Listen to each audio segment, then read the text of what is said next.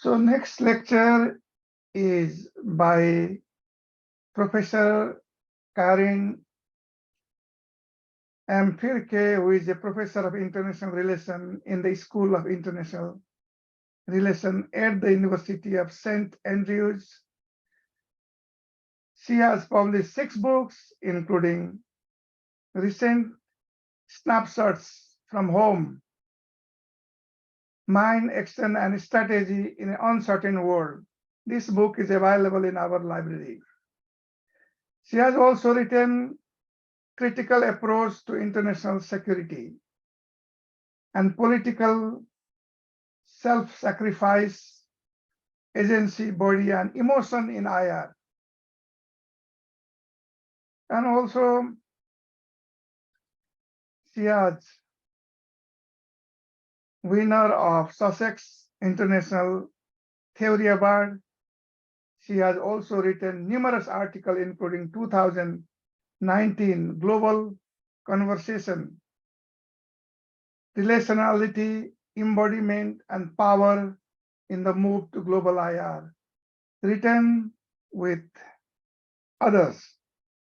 She is currently co-investigator of a project funded by Human Family Unity Foundation, Mapping the Empire, the Contemporary Legacy of Historical Trauma and Forced Displacement. For me, Karin Fierke is a prominent scholar and my role model. And when I see that how she is bringing the idea of critical approach to international security, political science, and 3 new sciences, quantum theory and social sciences. That is even a kind of mind-boggling who she wrote together with Professor Wen that I have honor to talk to. And in that work, they suggest that quantum physics may offer important insight into nature of social and political phenomena, where they are indicating or arguing that quantum physics can help to better understand the interconnectedness of social system and to develop new model for analyzing social and political behavior. So overall, she is my role model, and I'm extremely happy that today, this very last lecture in this course is in a way summing up. She is revisiting international relations through Asian philosophy. And now, Karin, you can unmute yourself and please take this journey further on. Okay, thank you. I'm just noticing, I don't know if my picture has to be here, but it seems like the slides are appearing where my picture should be. Should I adjust this in some way, or is your view okay? I'm happy with my view is okay. If you only your view is okay. Okay, thank you. Thank you very much for inviting me, Bishal. I'm delighted to be here. I'm very sorry to have missed the last lecture, but I unfortunately had some computer problems that had to be sorted in order to be here today. So now, Bishal, you asked me to revisit international relations from the perspective of Asian philosophy such as Buddhism and Taoism. And, you know, when one refers to Buddhism in particular, one of the first questions you get is which Buddhism, Theravada or Mahayana, or variations within that, Zen, Vajrayana. Rather than looking at any particular cultural practices, I'm going to approach Mahayana Buddhism and Taoism more philosophically, and as these relate to a particular understanding of reality that's dialectical. Dialectical meaning acting through opposing forces or opposites, which is a quite distinct view from that that comes from classical Western physics. So over the last century, physicists, starting with Niels Bohr, have identified a parallel between quantum physics and Buddhism and Taoism, and that's my point of departure. I want to start, by looking at the significance of this parallel for how we conceptualize and rethink international relations. Now, this is probably going into the topic in this way is probably a bit outside the comfort zone of your average IR person, and including myself in some respects in writing this book. But the recent book that Bishal mentioned, Snapshots from Home, Mind, Action, and Strategy in an Uncertain World, was an attempt to think through the broad conceptual shift from a Newtonian to a quantum world.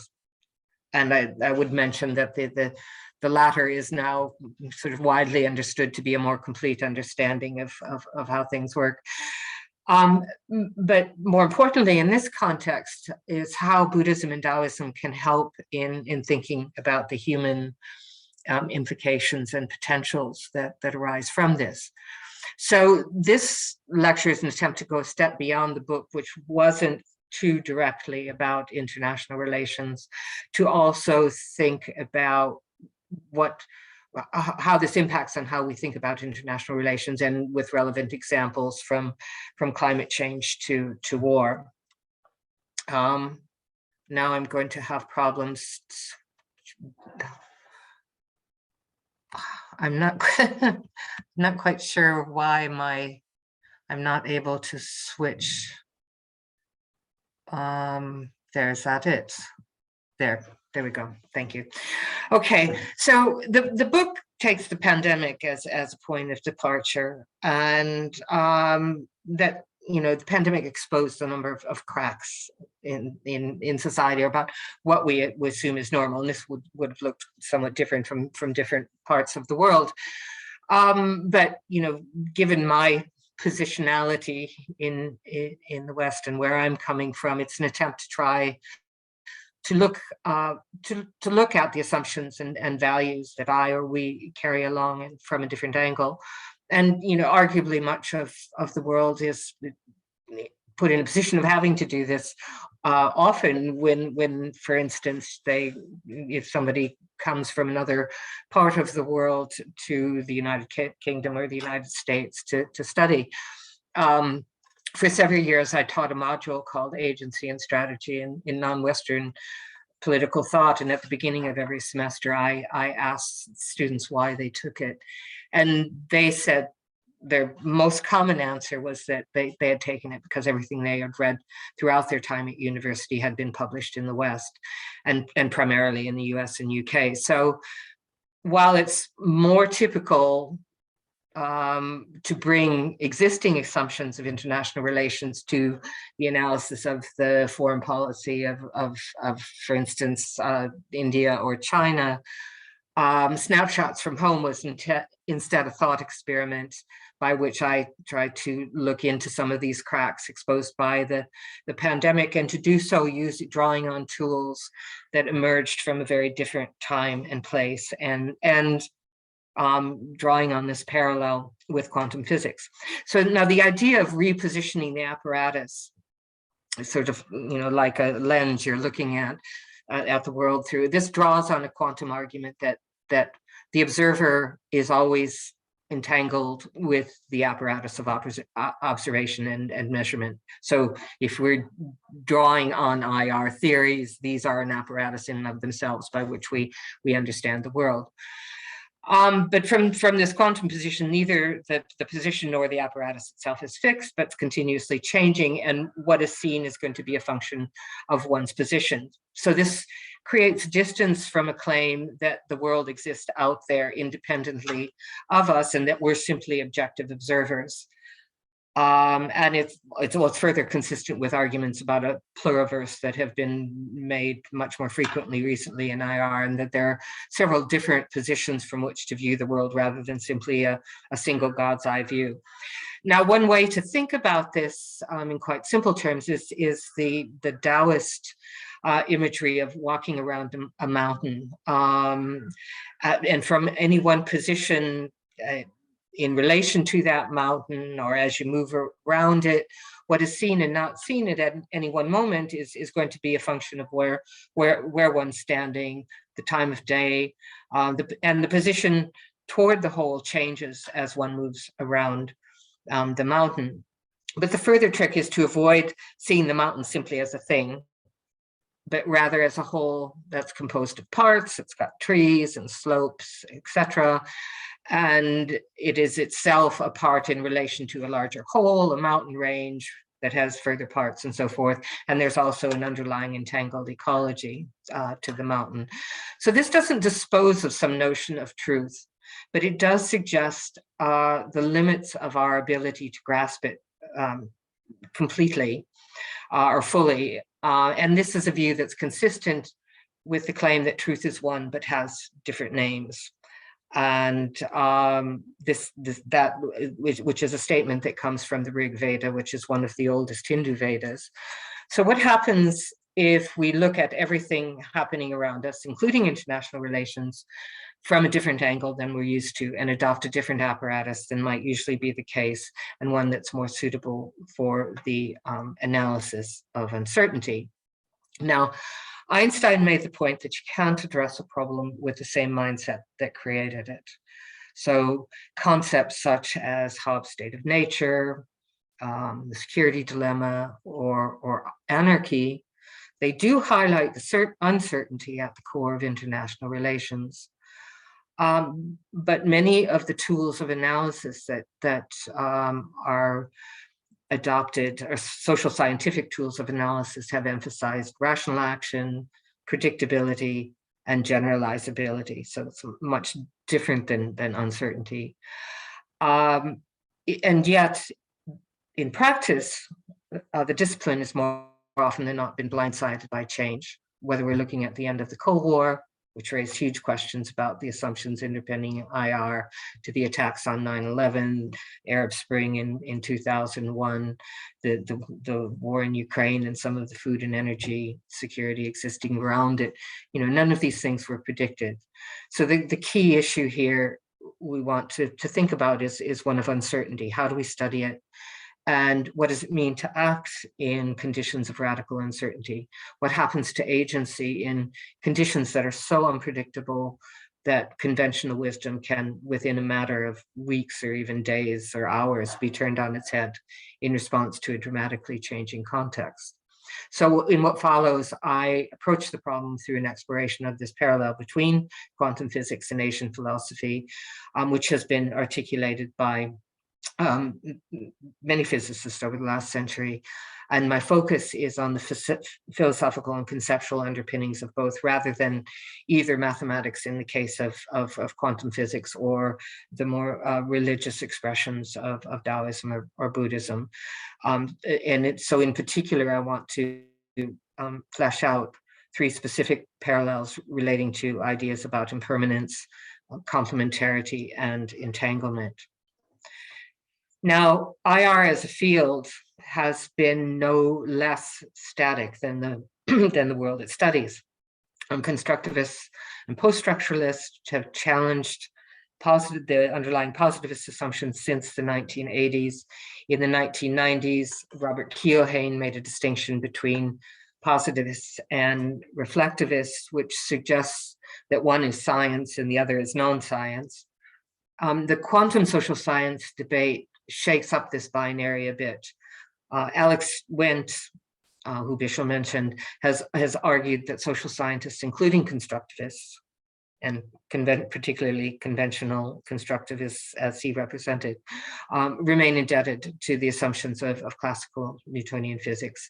And that includes assumptions of atomism, of locality, of determinism, of mechanism, all of which point in the direction of a world that's made up of distinct material objects that exist independently of us.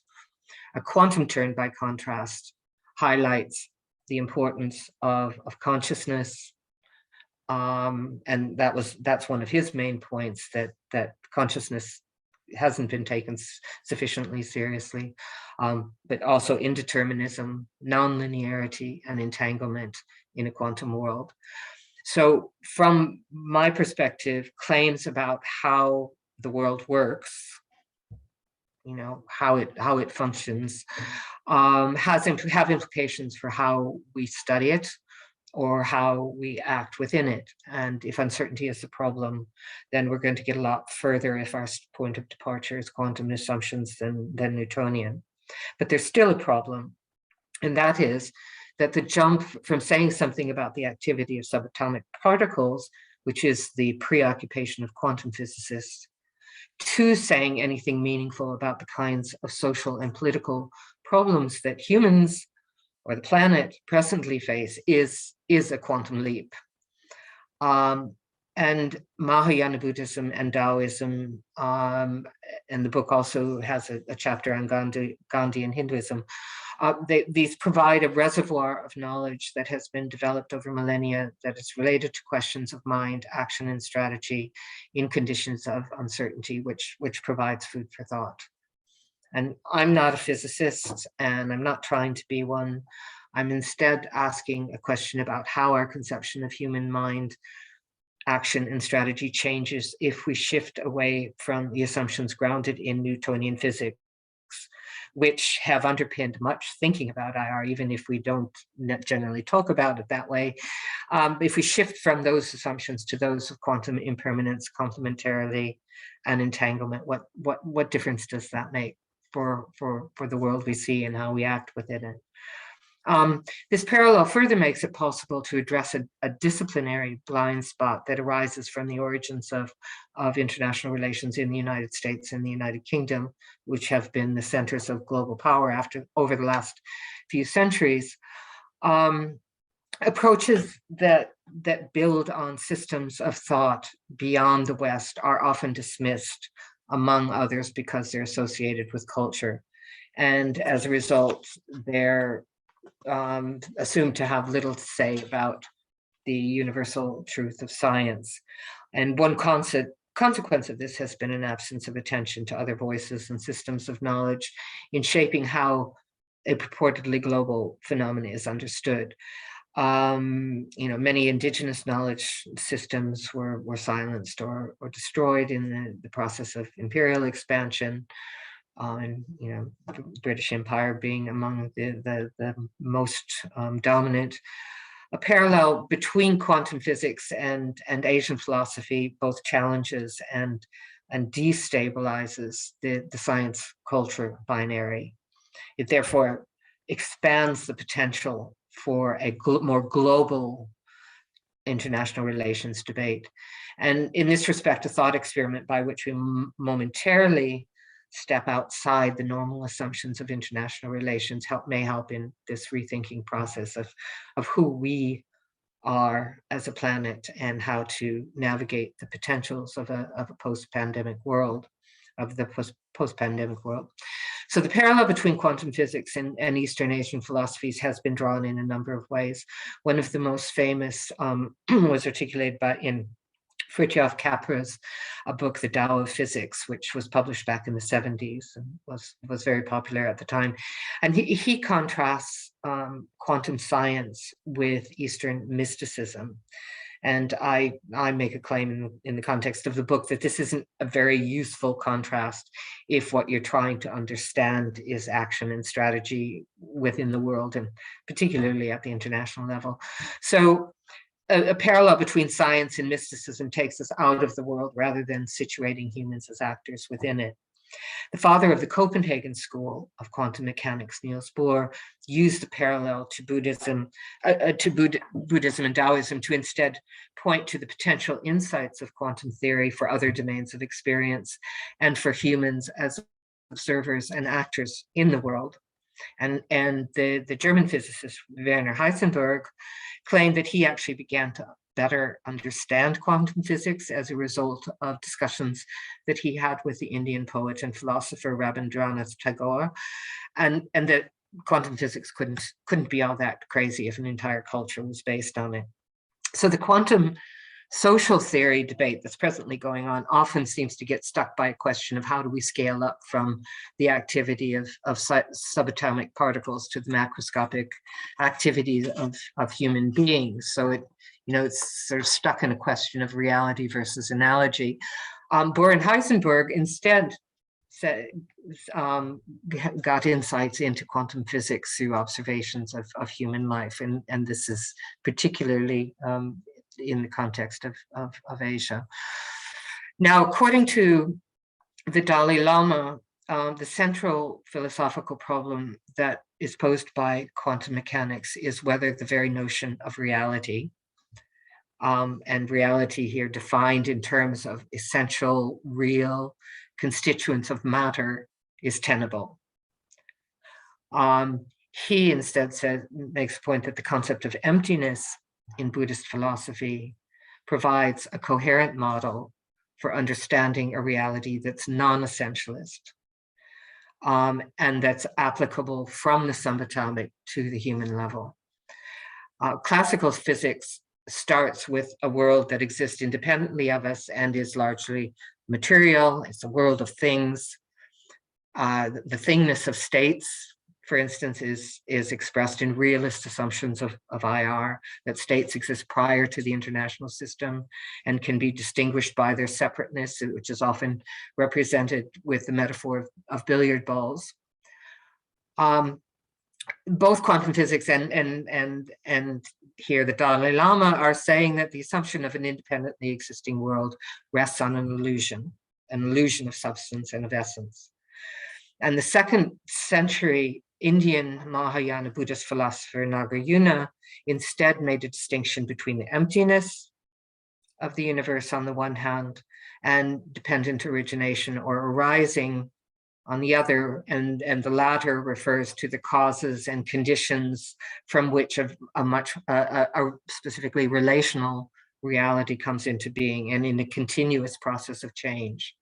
So put simply, the main distinction is between a world composed of things that are assumed to have essences on the one hand, as opposed to a world that is constituted through relations, and that relations that are always changing and unfolding through their various entanglements. Now, Buddhism, like quantum physics, provides a seamless transition from a non-essentialist understanding of the world to a conception of human self and mind. So think about your own experience. We all have an experience of I, what it means to be I, and we often probably confuse this with some notion of our essence and who we are as an individual, and whether in regard to our materiality or human nature. And it's this sense of I and what is mine that gives rise to a desire for security and well-being, which we can never achieve as living organisms precisely because of our impermanence. And for this reason, the pursuit of an unchanging core self becomes a source of suffering and self-grasping.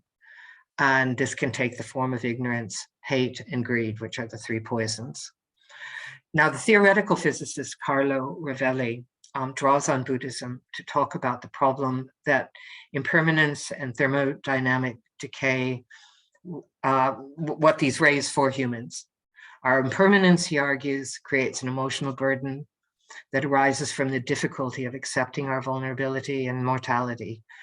So Rovelli says that the failure to obtain what we desire is suffering because we lose what we're attached to, because everything that begins has to end. So the root of our suffering is the illusion of the permanence of self. And what we do in the pursuit of individual happiness or security is often as a result at the expense of others. Now, here to get to the meditation exercise that Bishal undertook in the transition between the lectures, emptiness of mind and its calming through practices of meditation are a part of the path to liberation, but they're also crucial for maintaining a sense of calm that's needed to act decisively in the midst of turbulence and uncertainty. The ancient rishis or seers in India developed a science of mind that was based on first-party observation, and it was concerned with knowledge of the reality that might be discovered through the mind. And they sought an immediate, non-conceptual experience of reality through the silencing of narrative activity, making more intuitive modes of consciousness possible. And with this, an experience of oneness in which fragmentation and difference fades away. So their concern in doing this was to sort of get beyond the fragmentation of I-ness and to facilitate more compassionate potentials. So seeing the ego self as an illusion and acknowledging the interconnectedness and interdependence of all life opens up a potential for both compassion and for ethical responsibility to others and to the world. And to deny the essential thingness of the self isn't to say that we don't exist. It's often assumed Buddhism represents a form of nihilism. I don't think that's the case. Rather, the self can't be reduced to the material body, to the self-interested ego, or even to a soul. The self is instead an activity of I-ing. And in this activity of I-ing, distinctions between mine and yours are made, and various streams of consciousness, hearing, seeing, feeling, so forth, are appropriated. So the dialectic arises from the tension between this illusion of essence on the one hand and a more complete understanding of the self as a relational becoming, and that this relational becoming looks very different at the age of 20 than it does at 50, or at the level of the international system, the state, or other collective entities were very different in the 4th or the 17th or the 21st century. But in both cases, these becomings emerge out of an entangled relational past. So the parallel between quantum and Buddhist notion of real and unreal don't represent an analogy or a translation from the microscopic to the macroscopic, but instead this represents a coherent model of a non-essential reality that's relevant to different domains of life and experience.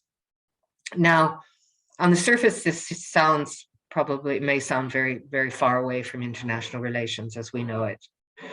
However, like the Buddha, Thomas Hobbes, who wrote Leviathan, which isn't a text of IR, but has been seen as a classical articulation of where IR comes from.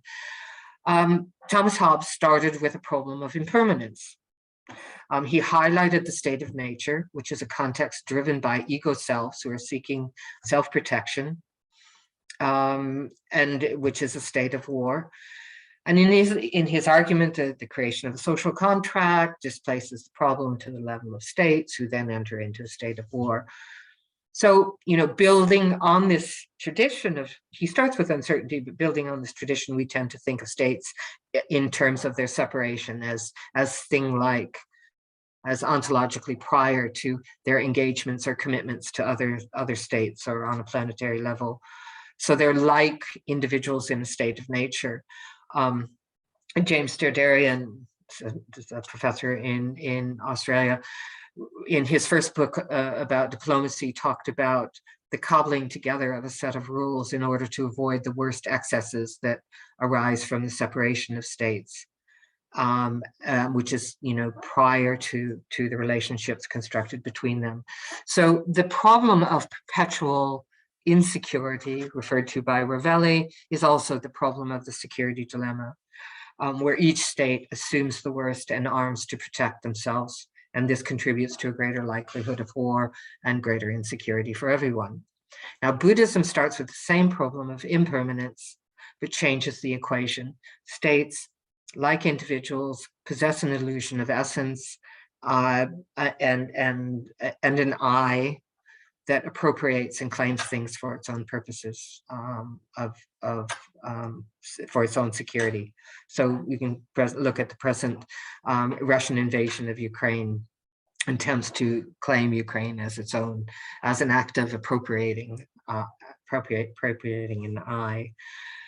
So this illusion of I-ness is more obvious at the level of individuals than states. You know, Alex Flint did write one article on the state as a person, but most people will accept that it definitely isn't.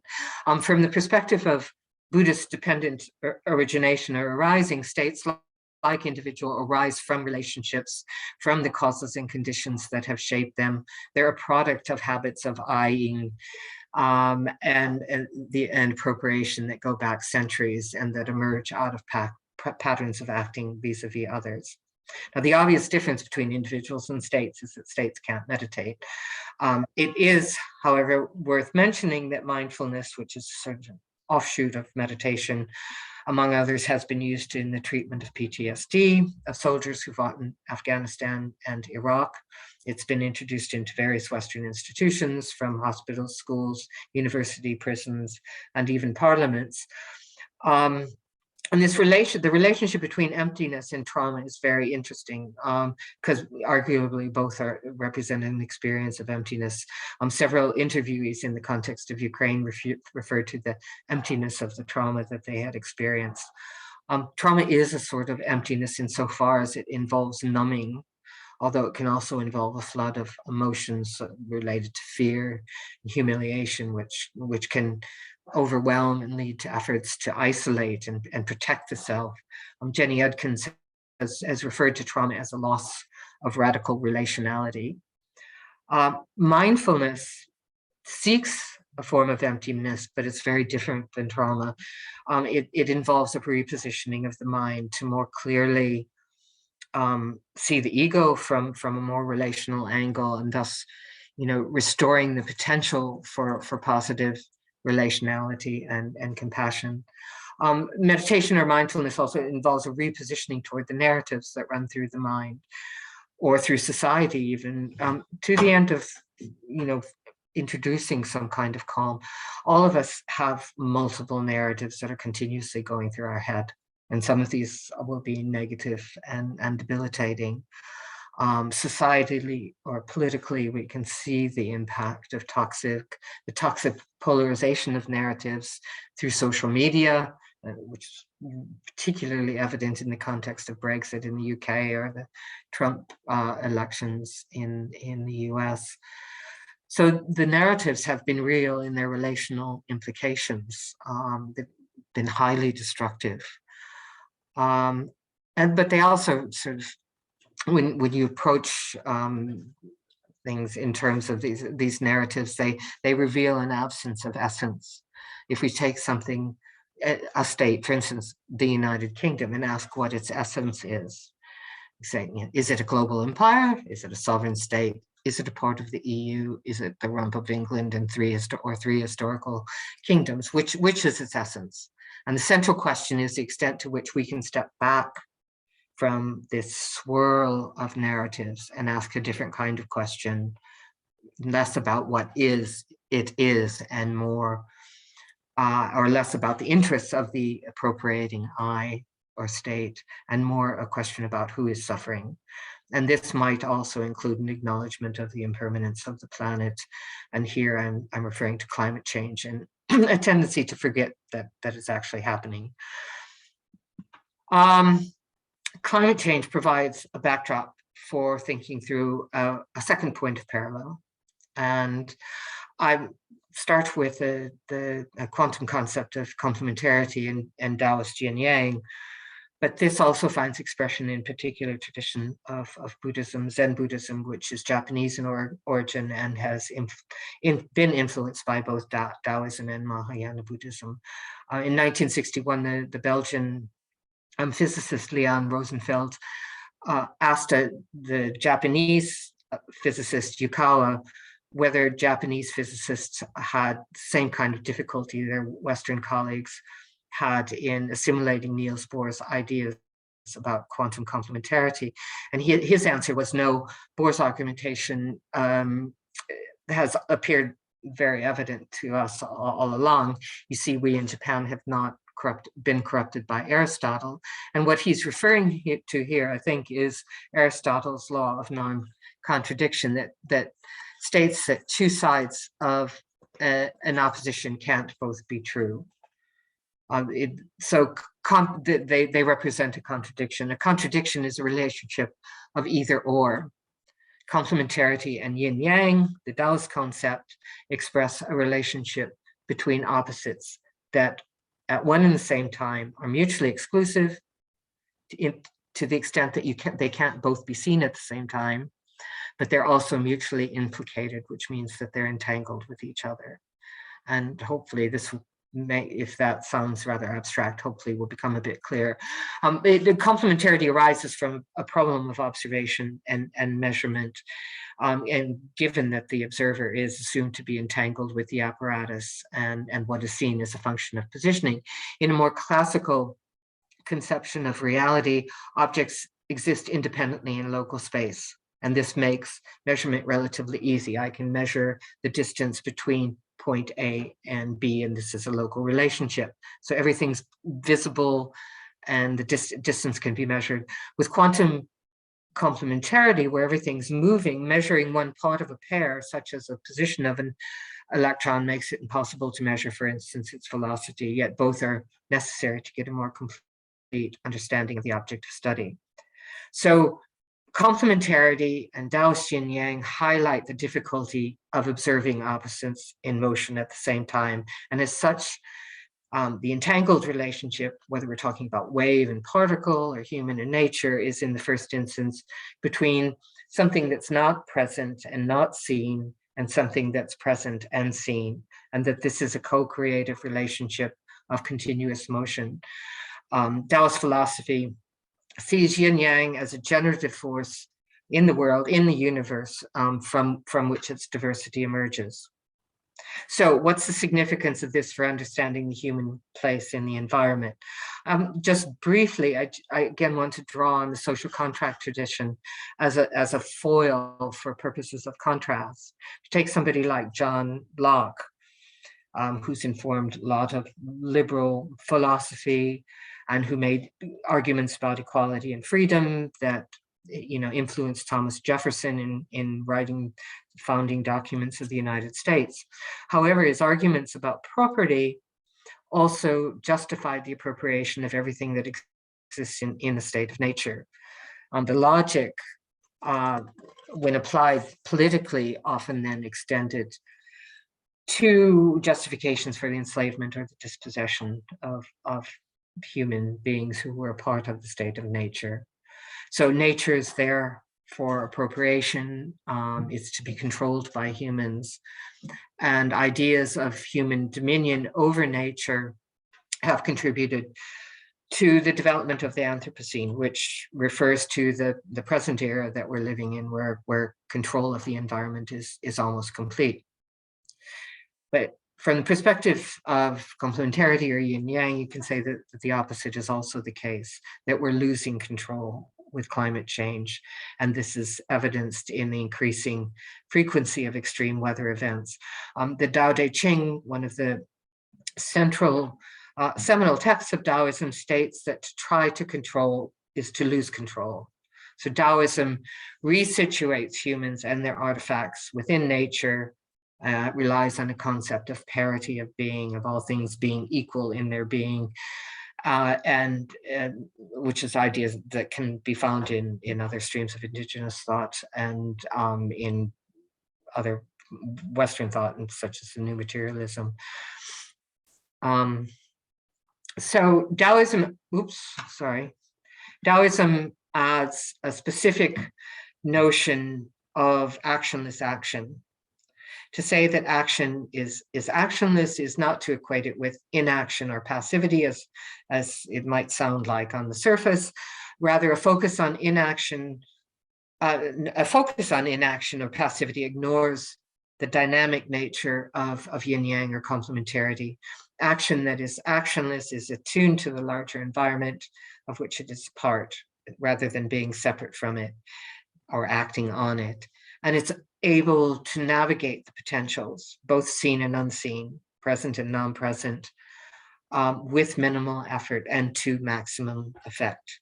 So if humans are part of nature rather than standing above and controlling it, their technology should also work with nature rather than destroying it. And if we're a part of nature, there's also a danger that in destroying the habitat of which we're a part, we also destroy ourselves. And too great of an imbalance in one direction or another will result in a dramatic reversal to the opposite, which is one way of accounting for the current volatility of weather events.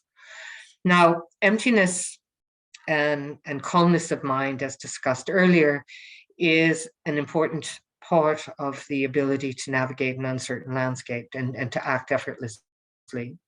If your head is full of narratives about the self, whether your fears and desires or how best to fulfill your self-interest, you aren't going to hear and be connected to what's going on around you.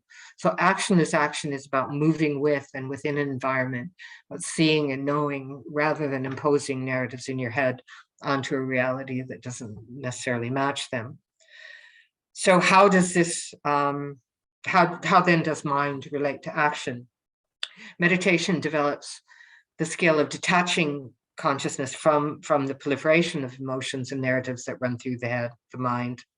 Emptiness here, we talked about emptiness before as a state of the universe. Here we can talk of emptiness as a state of mind that can be cultivated through a meditation. And from this place of emptiness and calm, it becomes possible to, with training as well, to respond or act with great speed rather than mindlessly react. And including in conditions of radical uncertainty. I heard a Zen Buddhist monk talking on the radio, and who is part of a community in the United States that has been battling the frequent forest fires in California. And he referred to the greater ability to respond rather than to act. So meditation represents a different way of knowing and of seeing that can change how you engage not only with the world at large, but how you engage with others. Emptiness as a state of mind is central to the martial arts and ancient Asian warfare. It's also central to the strategy of Sun Tzu, who wrote The Art of War and is considered to be one of the world's most famous strategists. And I don't know whether the previous speaker mentioned Sun Tzu at all, but here I want to just briefly look at some of the maxims that he presents in The Art of War, and then look at these in relation to an example, which is Putin's invasion of Ukraine now over a year ago. Now, for Sun Tzu, planning is crucial, and it's important, but it's based less on reasoning from interest to objectives in a linear form than obtaining a more complete view, including the present and non-present influences on a context, knowledge of the self and the enemy, the terrain and the weather. And this more complete view is crucial to being able to respond quickly and efficiently to whatever is thrown at you. The strategy itself is one of navigation. It's again it's more non-linear. It's like steering a boat through very choppy waters where you need to maintain some kind of balance as you move through the opposing potentials. And because you can't control them, you have to navigate. And the outcome isn't in the world out there, independent of you. The strategist is both bound up in the world that it's he or she's navigating, and continuously measuring it, while also trying to shape it. And so it's moving within a tapestry of relations as both weaver and woven. And in this respect, as physicist John Wheeler said, we're all participants in creating the world and the universe. How we navigate the reality around us has an impact on what the larger world looks like. The other aspect of strategy is the ability of the strategist to impact on what is seen and not seen by the enemy. And here, the Tao of Deception, one of its central concepts, suggests that one should, rather than trying to appear strong when you are strong, you should try to appear weak. Or when you are weak, you should try to appear strong. And you should try to divert the attention of an opponent away from your main objective in order to divide their strength. So you should be like water, which is supple and it's adaptable. It has an ability to be either soft or fierce, depending on what's required. And it's also crucial to act in such a way that will enhance the morale of your own troops and weaken that of the enemy. So how the strategist engages with the other impacts on whether war itself is necessary, or whether she's able to fulfill her objectives without war, which is the highest principle. War is costly, not only because of the destruction to infrastructure, but also the loss of life, the emotional impact on populations on both sides, which can have long-term consequences. Any actual fighting, Sun Tzu would say, should be swift and it should be with minimal damage and maximum effect. A prolonged war and more destruction than is necessary not only depletes your own forces, leaving them susceptible to further attack, but can give rise to hate, which is the source of a systemic imbalance that's very difficult to bring back into balance. So the objective should be to outwit the enemy, not to destroy them. So if reality, as we've been saying, is relational and we are entangled in destroying you, I also ultimately destroy myself. Now, if we take this to an example and we look at Russian actions in Ukraine, they appear to be almost totally at odds with Sun Tzu, which would be one explanation for the apparent failure of the strategy.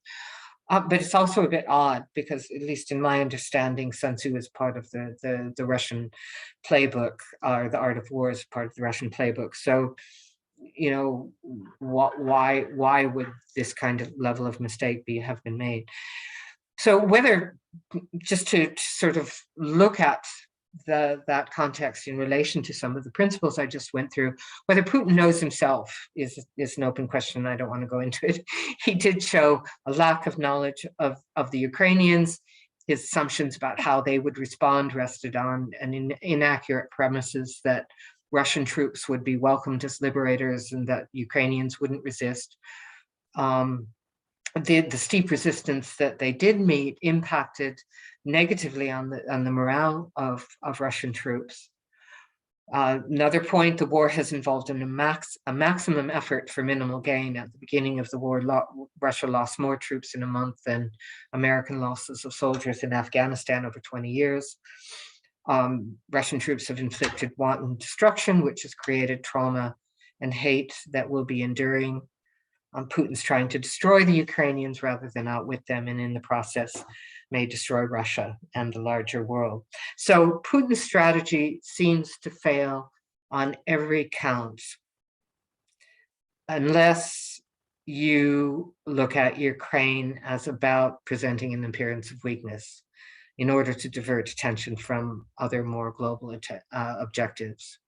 Western generals, I don't know, don't want to go into the truth of that or not. Western generals have consistently highlighted that the military failures in Ukraine, but there are the other global ramifications of this, from the potential for escalation to a global war or nuclear war, the food and energy insecurity that has been felt across the world as a result of the war, the forced displacement of Ukrainians into Europe in massive numbers, cyber warfare, et cetera, et cetera. I mean, arguably, if you wanted to look at the actions there in terms of Sun Tzu, China's strategy has been more obviously consistent insofar as that they've stayed pretty much on the sidelines, but are assumed that they may benefit from whatever the outcome.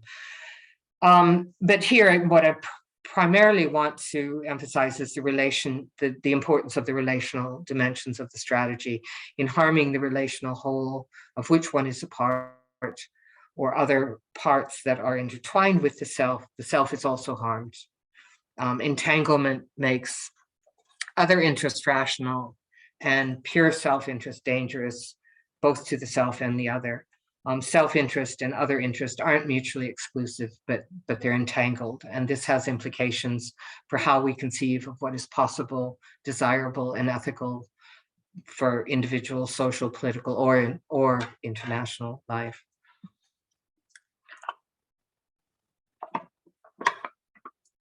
Now, a third and final parallel requires a shift from thinking in terms of linear cause-effect relations to the parallel between entanglement and karma. And karma means, the word karma means action. Cause and effect suggests a local relationship. Entanglement suggests the potential for phenomena to act on one another or impact on one another, even when separated by a great distance. And the Nobel Prize was just given this last year for proof of entanglement. Einstein referred to entanglement as spooky action at a distance, which suggests that even when separated, the movement of one phenomena can impact on another phenomena with which it's entangled. So relationships in action are not purely local, but maybe non-local in space and time. Now, one of the snapshots in the book unpacks a parallel between entanglement and a Buddhist notion of karma, which again means action. And it does this through an analysis of a systemic relationship extending over hundreds of years and the reproduction of habits and relations of thingness as expressed in the concept of the chattel slave or the human as property. And the backdrop for looking at this is the murder of George Floyd in Minnesota in 2020 at the hands of a white policeman, which argue was a moment of seeing a sort of wave function collapse into memory that forced a re-examination of something that I think it's safe to say Americans in particular don't particularly want to look at, and that is a history of enslavement and colonialism that goes back to European and particularly British Empire and has a continuing resonance and impact in the present. Now, the protests that followed Floyd's murder and the response to them juxtaposed on the one hand a concern about damage to property or to objects, such as the statues of enslavers, on the one hand, versus the historical damage to the enslaved, who were themselves considered property, as well as to successor generations of the enslaved. So the context holds within itself two potentials of treating humans as objects of trade or things on the one hand, versus acknowledging our relationality and how our entanglement shapes a common future, whether that is destructive or more constructive, and the importance of seeing those potentials for what we do and how we act. As James Baldwin said, history is present in every movement we make and every breath we take. So every single move has some kind of importance for how that unfolds. So the concept of karma suggests that actions aren't localized, but that they resonate across time and space within a feedback loop that's potentially recurring and which is more like a law of physics than it is individual in nature. So karma is as such an activation that resonates non-locally and is about memory as much as action. Action often requires memory anyway, so the two are closely related.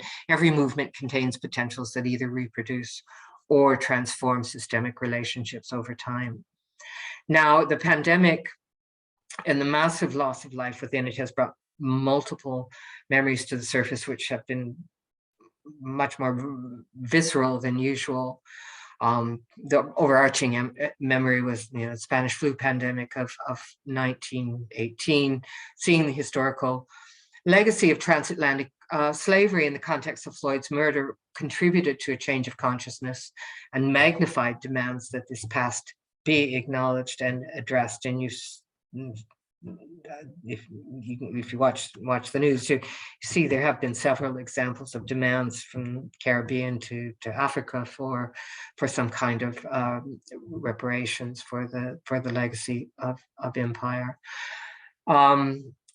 Alternatively, so this one potential is acknowledgement of the past in a hope of somehow redressing the imbalance and moving forward.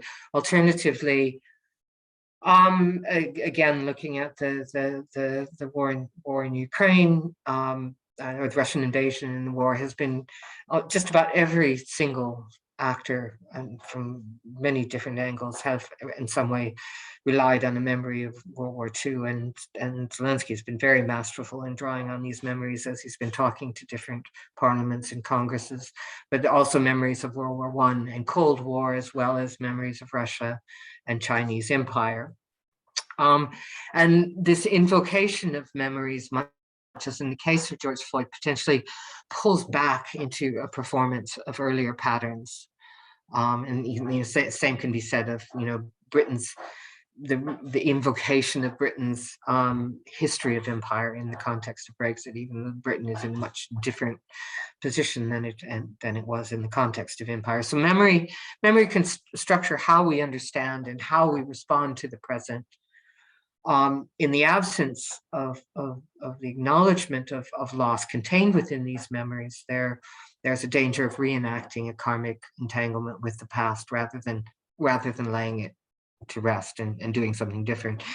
So, is there a relationship between past loss and vulnerability in war and desire to expand the area controlled by the appropriating state self? Is there a relationship between the loss of empire, the loss of the Cold War, the NATO enlargement, and the acts by Russia to reclaim a part of that former empire? So as Judith Butler said, grief requires an acknowledgement that everything has changed, that normal is gone. It means looking squarely at the loss of life in the pandemic, as well as in war, and particularly that what would appear to be an unresolved memory of World War II in a way that recognizes the grievability of all life.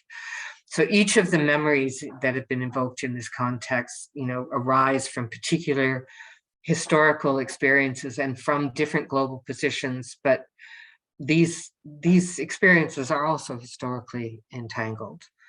And here we can think back to the Taoist imagery that I began with in relation to the planet.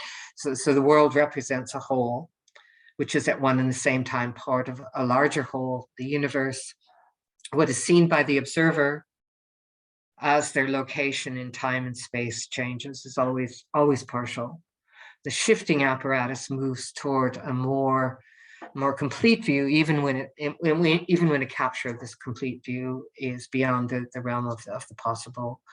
And truth is often mistaken for what we can directly observe, which is a world of things and our own interests. And this easily becomes confused with the world as it is, and then bound up in attempts to destroy all that stands outside the singular vision. So I think I'm sort of pretty much at the end, so I'm just going to cut to the conclusion that there are very real positive and negative potentials in the present environment, and that to think of these in terms of potentials rather than cause and effect does introduce some potential for agency. And then the question is, how do we think about this? And I've made a number of contrasts. The first is between the significance of thinking of ourselves or our collective bodies as historically entangled actors rather than as separate individuals, and how that changes how we understand relationships. Second, to shift from thinking in terms of binary either or oppositions of self and other, humans or nature, to either and complementarity and identity and difference as self-entangled, such that the destruction of others in war is also ultimately a destruction of the self, which raises a question about how to navigate the universe without doing damage, which was a very important concern of Gandhi in his experiments with nonviolence and truth. And third is a shift from thinking in terms of local cause-effect relationship between things, as opposed to non-local entanglements across space and time, and the multiple and contradictory potentials that are embedded in memory, and how these potentials from an unresolved past can be reactivated and do further damage in the future. And finally, just to end up with the problem, raised by Alexander Wint in his book Quantum Mind, Social Scientists, is, what would it mean for us to be at home in the universe? If the current house is burning down, not least environmentally, there's a huge need to rethink who we are and how we live together. So thank you. Thank you so much. And now we may turn off your screen share. If I can figure that out. That's in the same place, yes. And where are you? We don't see you. I don't. Did you see me at all through? I don't know. No, let me see. Where are you? Where am I? I don't know. Yeah, you are there, but please turn on your video. It doesn't. It's got mute and then it's got stop video, so I'm not quite sure why. Yeah. Why this is not a problem I've had before. Oh, maybe it's here. Okay. Stop video, mute video, blur my background, choose. It doesn't seem to have an. Okay, maybe there is no camera. So I'm very sorry about that. I've not confronted this problem before. So anyway. But wait here, maybe here. Thank you so much for this very, very valuable presentation. And I think this makes the whole thing that we are presenting in this course about the radical interdependence. When we're talking about the Buddhism and IR, we're talking about Advait, that of course at the level of phenomena we can be different and this and that, but at the level of noumena and underlying unity, we are all one, that Brahman consciousness. Yeah. And would you also say something a little bit about, I think you have been also looking at the Hindu kind of literature, and then you are talking about this, you are relating not only to Buddhism and also Confucius or Taoism here, but you have also done something around Hinduism, your work.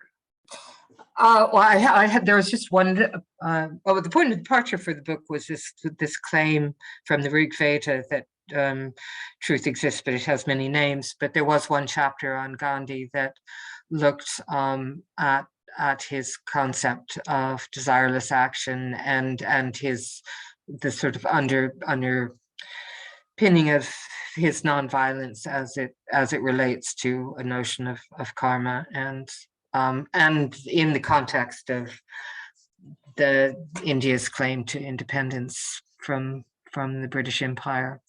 So, but I was pretty stretched with all of this, so I tried to keep that fairly focused and on the one example of Gandhi. So. Deepika, you may also turn on your video so that, because she's also part of our team here. Yes. I'm really sorry. I don't know why the option is not available to me, but. Yes, Karin, could you tell us that, of course, we are entangled through our culture, through our language, through our evolutionary history, and not only at the level of quantum physics, but also at the level of biology. For example, if people have been subjected to a lot of, traumatic kind of condition because of war and so on, that traumatic experience can go down all the way, or even 7 generations downward using this epigenetic pathway and so on. So some of this entanglement maybe are very useful for harmony, for community, social cohesion and so on. But some of this entanglement we have to unentangle, right? Yes. What is the way toward those unentanglement? Because they are there naturally. Yes. That's an extremely good question, and it is actually a focus of the project that I've been working on since this time. I'll just mention one point that comes from an article that we've recently been developing, but that the way that we tell stories about ourselves as both individuals and societies oftentimes very conveniently make it difficult to see both the historical legacy of those entanglements or those who have suffered most from them. So I think the question is this whole question of sort of rethinking or adjusting the angle that we're looking at things is extremely important, because if you can't see something, if you've narrated it out of your existence, you're not ever going to be able to deal with it. And you know, we're sort of just, I think it's more of a human phenomenon than any particular state in particular or individual, but you know, we construct narratives to explain things, and there's often a lot of unacknowledged dead hiding behind those narratives.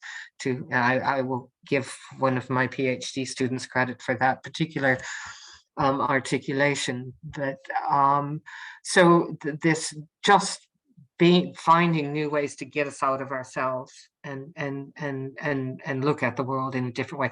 Huge problem with climate change. On some level, we know the facts. We know that we're spiraling toward the edge of a cliff, and yet, for the most part, things go on as normally. It just doesn't register. And so, Karin, in your book, you know, the state transformation and formation of global order, right? no, that's not mine. And that's, I think somebody has written that one. Yeah, I don't know who that. That sounds familiar, but that's not mine. No. Okay. No. But anyway, this identity, you know, in international relation, identity provides a means to understand the role of idea in shaping international politics, from formation of a state to the maintenance of international order. We have to also look at that one a little more closely and also deconstruct this whole idea of identity, right? And go a little further deep. What is exactly, I mean, this identity, the concept of identity and this and that also, I mean, maintain that memory, maintain that entanglement, generation after generation. Mm-hmm. And sometimes it pops up when the time arrives. But so is your point then about the tendency to be so very stuck to our identities that we can't really. How do you see identity and also all this entanglement, karma, and all these things that you're talking about? Well, I mean, well, given you're from Nepal, you may have had direct engagement with the Dalai Lama about this. I'd be interested to know what he would actually say. But if you take the logic of the argument that there is no essential material reality and that we are a process of becoming that is relational, that arises out of customs and conditions and causes, then it seems to me that, yeah, we inevitably are on some level stuck within this self-conception that we've developed. But it also strikes me that part of what Buddhist detachment is doing is removing, is placing that narrative out there as subject to question, as coexisting with many other narratives, and as, you know, as detachment, as a way of seeing beyond purely the self, and or the identity that has been attached to the self, and the interests that have been attached to that identity, to see it as part of a larger entangled relational reality where others have a similar experience of suffering, etc. It's also mentioned somewhere in your book or published work. I have read that democracy and security are not dichotomous but mutually reinforcing concepts. What is that? Oh goodness, I don't know. I'm not sure what I'm not sure what specific, I think you must be referring to something from the critical security studies book, but Yes. if you ask me to answer that question in relation to the subject matter of this, I would say that part of the problem, if in fact that need to protect the ego self is what drives either the three poisons in Buddhism or the security dilemma at the international level, then fundamental to breaking through that sense of only seeing the world from your own perspective and your own interests, fundamental to that is some kind of conversation.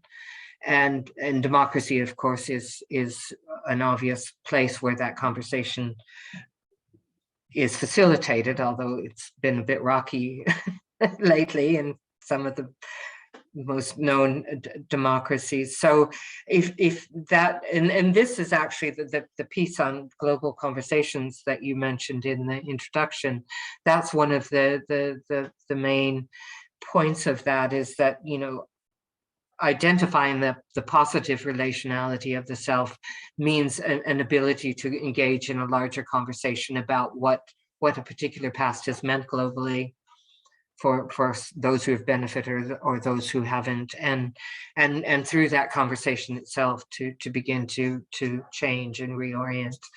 That piece doesn't talk about it specifically in terms of democracy, but I think the main point about democracy is that it should be about a conversation. It's not just about voting. It's about a conversation about a society and what it's going to look like and how it's going to organize itself. And that needs to happen on some level at a global level, but it's almost impossible given this security needs of states. So. And somewhere else, I have also read your work, and there is a very nice quote there that the transformative capacity of norms lies in their ability to generate new understanding of self and other. I think that is also very profound, right? Mm-hmm. Yeah. Yeah. That's it's all yeah. And norms are about, you know, who the self is and what they assume and how they are going to act with each other. And again, that conversation is crucial, and getting out of that sense of isolation.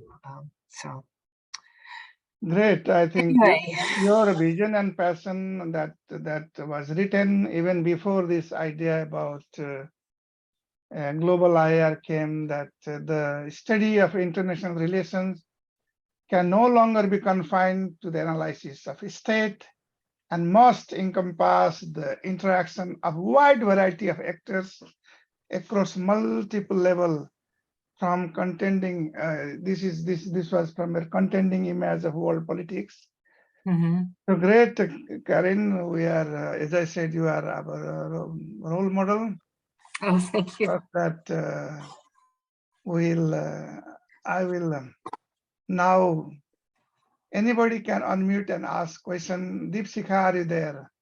Because Deepsika is one of the professor or teacher in this course. Right. You may like to, if you are around. Can you give a brief comment, because you have listened to Karin?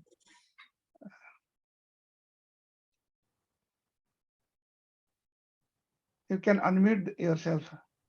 You can. Try now. Yes. Yeah. Am I audible? Sure. Okay. So I enjoyed the talk very much, Professor Fierke, and I'm glad that your findings are very close to the kind of findings I have done through my explorations of non-Western traditions, including Sufism and Advaita. And you already mentioned Confucius philosophical thinking and other Chinese traditions. My question is, I was very fascinated with the book written by Alexander Wendt. I think the book on quantum mind came out in 2015. So when I was writing my book on Advaita and doing research on how consciousness works, as you rightly mentioned in your talk, that we have paid very little attention to the functioning of consciousness in understanding how relations occur, including international relations. But in Alexander Wen's book, as a title suggests, it's about quantum mind. So whether we like it or not, when we go by Western frameworks, we study consciousness through the lenses of mind. So mind remains a trap, I think, because in many of the Eastern philosophies, the idea is about going beyond mind, the realm of consciousness that goes beyond mind. So do you think that's a problem? I mean, is that a differentiation between Eastern and Western philosophical thinkings, which influences how Western and non-Western IR theories are built? That's actually a really interesting point. And you raised a question about putting mind in the title of my book as well, Vince. But one of the chapters was actually mind, no mind. And it was looking at the phenomena of no mind, particularly in the relation to sort of Zen Buddhism and fighting and martial arts and so forth. And I think maybe the question I would ask to be consistent with the sort of larger philosophy might be, is it a question of either mind or no mind, or is it, it's both? So in a sense, the possibility of no mind presumes the existence of mind, the process of the seers or the rishis of trying to experience a more unfragmented reality arises out of a very fragmented reality. So it's again that notion of that either going beyond the either or to the interrelationship, the entanglement of the two, that is really crucial. But it's an extremely interesting comment that I think I will keep very much in mind if I in mentioning this in the future. But that in the book, and looking at mind, action, and strategy, it was always, mind, no mind, action, actionless action, or no action, and that you're always dealing with a dialectic rather than an existence or a non-existence. Right. So, okay, thank you. Thank you. That was a great question. Yeah. Anybody else, they can turn on and they can also ask question now. Floor is open.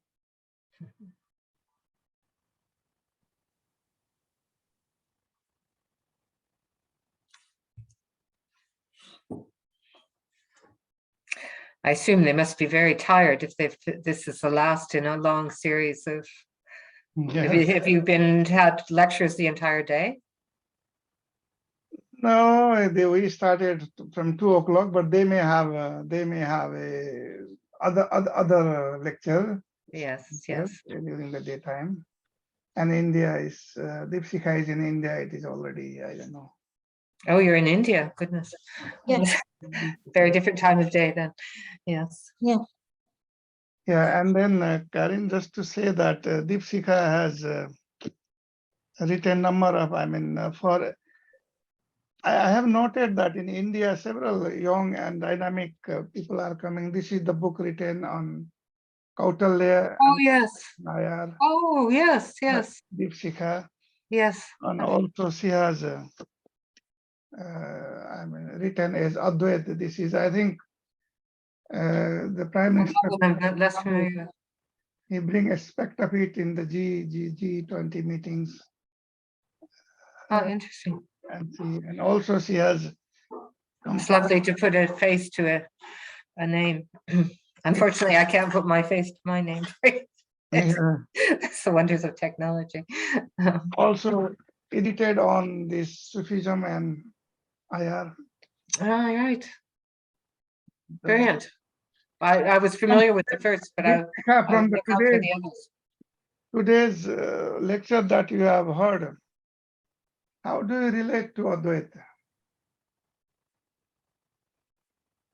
Who are you asking? To Deepshika. Of course. Oh, right. How do I relate? I think there are overlaps in all kinds of Eastern philosophical thoughts where we don't like to create a rigid wall of separation between phenomena and noumena. So when you bring in the hidden dimensions, the nominal dimensions, the metaphysics, and combine it with scientific inquiry, you get a different kind of a result. So I think what Professor Fierke was discussing today about not thinking about the self and the other in terms of binary opposites is something which appears frequently in all kinds of Chinese, Indian, Japanese IR theorizations. So I could relate to that.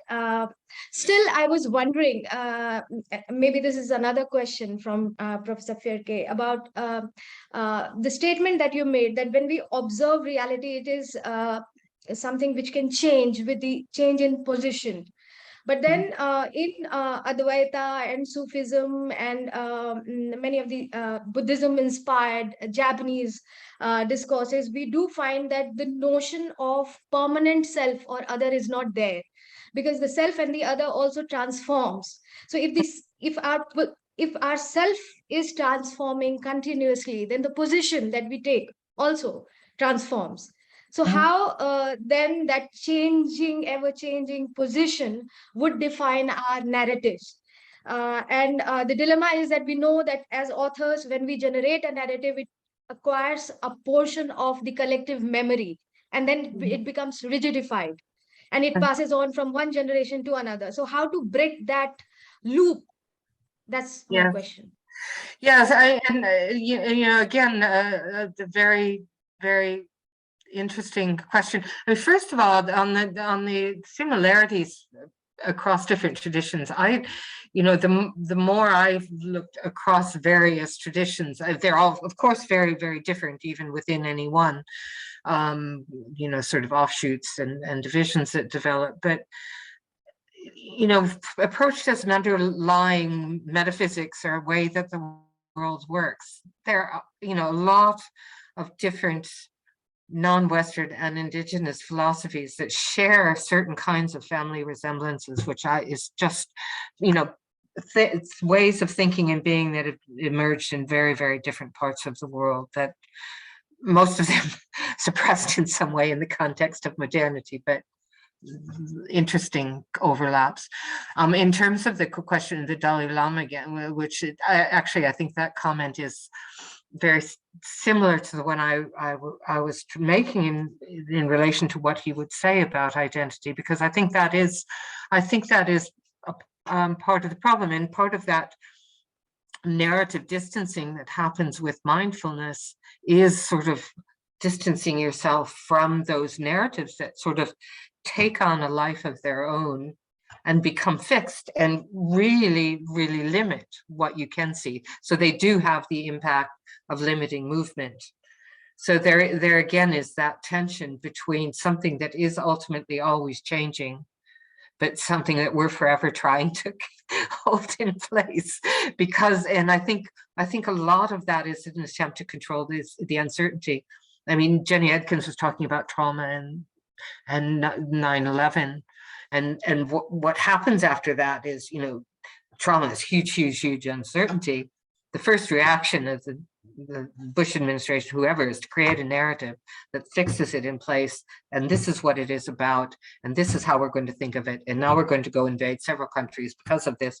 And that, her point was, you know, the extent to which that limited a more free-flowing conversation and ability to think about why this was happening, or why they hate us so much, or whatever the kinds of questions that emerged around 9/11. And I think you can point to numerous examples of that, of, you know, how in the US context do you talk about slavery and all people being created free and equal in the same breath? You don't. You talk about the one and try to forget the other. or put it somewhere neatly in the past where it's not important anymore.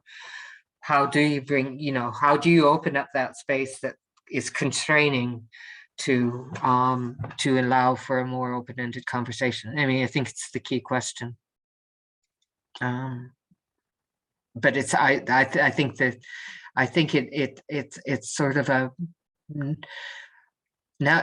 human response to uncertainty is to fix it in narrative, and then we get stuck in them, and those become entanglements that are destructive. And the meditation is one of the strategies for creating distance from that and saying, wait, that's just one story. There are a lot more out there. Therefore, Karin, in this class, every time we do little bit of meditation. So we end up our session today, which was very, very productive, with little bit of contemplation, and you may close your eyes a little bit for a moment. Again, take a long breath.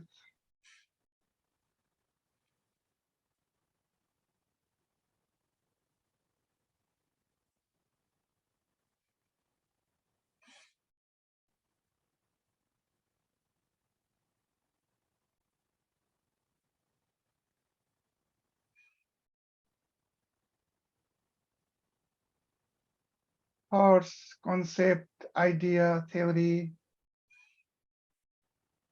cosmovision, they came in this course from various sources.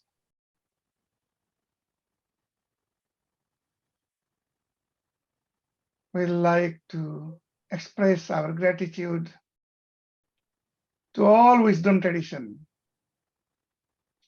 Hindu, Buddhist, Christian, Confucius, Taoism, or all.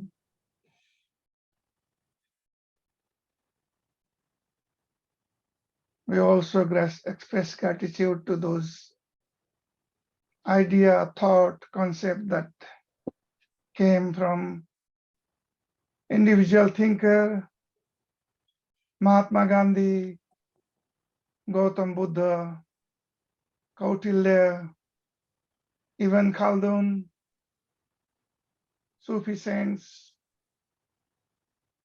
Confucius, Tao, and many more that we have discussed from both history, civilization, and even mythology that is even relevant today, that has made a richness in our experience. And with this openness to idea, we may be able to address the global dilemma, global crisis. Today, we have given many, many years of time to very many different kind of theories, construct, political science, hardcore science-based tradition. Let's also look at now the wisdom tradition and see if they have something, some alternative thoughts, concept, philosophy to offer.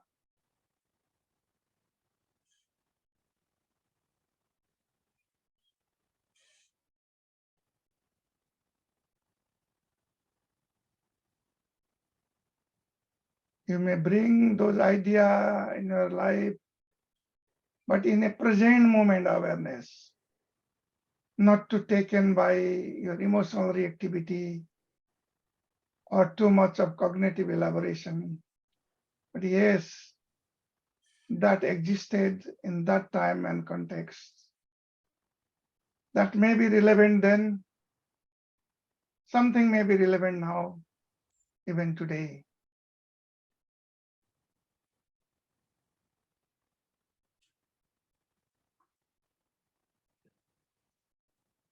May Allah protect you. May Buddha give you, may Jesus Christ